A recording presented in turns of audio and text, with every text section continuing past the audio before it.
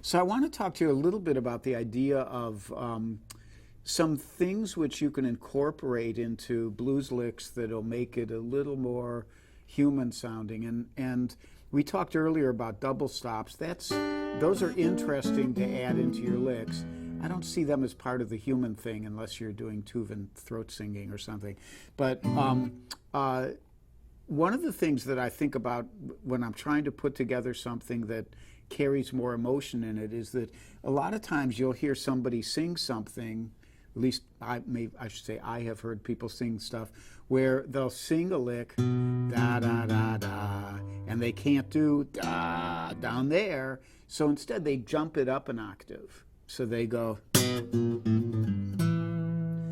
To me, that has a particularly evocative and compelling sound when somebody does that.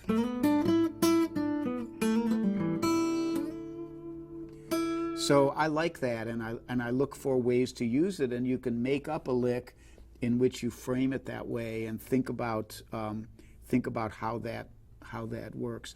I think also as a solo blues player, one of the things, maybe this isn't as much about the human sound, but one of the things that I really took away from Reverend Gary Davis was his juxtaposition of bass and treble. And there were a lot of things he played where, he'd play a bass line. He might actually play a melody, and then part of the melody he'd play as a bass line instead, so that it had this kind of counterpoint feel to it.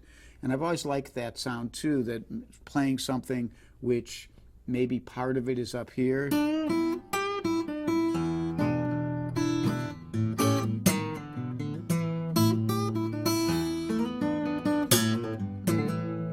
where you jump those things back and forth, and each of them by itself is a little lick, but you put them all together and it gives it this kind of almost contrapuntal sound, which I think is interesting to explore. So maybe let me play you one of those. I'll just play it and then I can transcribe it for you so you'll have a copy of it. I'll do it slowly.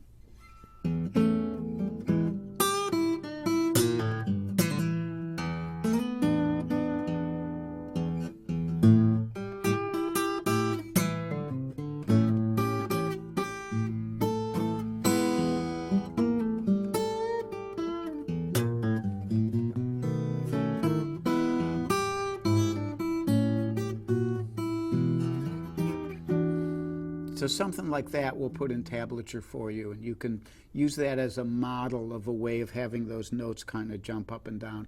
The other thing that is a little bit related to that, maybe not so much, is the idea of rakes, or there's another word for it which I can't think of right now. But I remember when I was young and I was trying to learn my first Django Reinhardt lick, and I had a little record player, so I slowed it down to 16 RPM and took what would have been, and that turned it into like that, and I could have a chance at figuring it out. And what I realized was I thought Django was playing this blistering of notes, and what I realized he was doing when I figured it out was that he was just going across the strings like kind of like a slow strum. And that stuck with me. And so a lot of times, also you hear, this is a thing you hear horn players use a lot, and they'll do downward ones. And to do it on the guitar, the physical technique is that you have to rake across the strings with a finger. And if you look at my right hand, it's this thing of just being able to go. So a really simple one, a really simple blues one, if you were to, I always use this high G to start it, and then I'm going to go 3-string rake. And the key to these rakes is that all the notes are in the blues scale. They may not all be in sequence with each other, but they're all in the blues scale. So if you do this, and then slide down, and then you can hit your E chord. And that has almost as a kind of sound Jerry Reed actually used a lot, these kind of. when you get it down, I do some up here. These are all in the E blues scale, you know. So I go,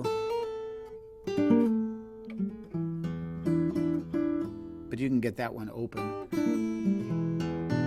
So that's just another idea I would give you about looking for some interesting licks to play. But other than that, the big deal to me about creating melodies when you're playing blues is finding a